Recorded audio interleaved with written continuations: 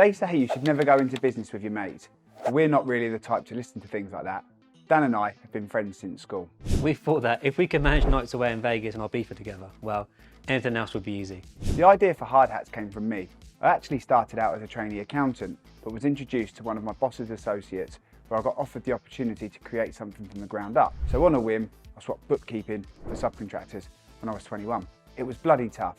Initially, it was just us two, but after about 6 months, a third was brought in to push sales. Fast forward 10 years and the business was nearly turning over 100 million and paying more than 3,500 subbies a week. But the market got saturated really quickly. When we started, there was probably 10 of us doing what we did, but when I left in 2017, there was easily over 250. I took a few things away with me, a bit of a headache and a knowledge that payroll companies were becoming a marmite in the construction industry. For every business who came on board with us, there were a handful who wouldn't because they didn't want to lose control of their payroll.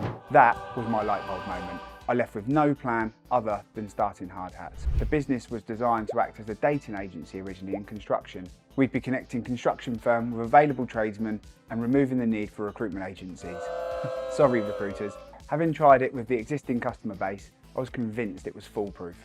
How bloody wrong was I? 250,000 later, we either needed to bin the idea or come up with an additional million to get it off the ground. I obviously didn't have the cash to do that, but I had another idea.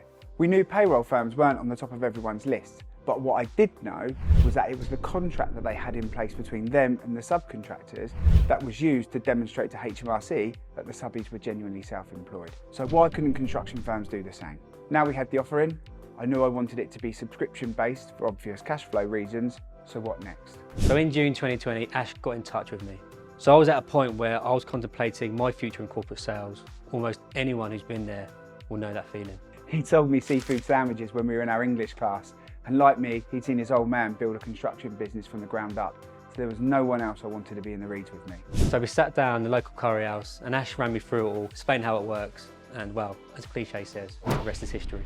If we needed to pick 3 things that have had the biggest impact for us, I reckon LinkedIn for educating the industry. Our book. 100%. It has single-handedly catapulted us to where we are now. And our app. Yeah, we decided to embark on a tech journey last summer after a conversation with a client.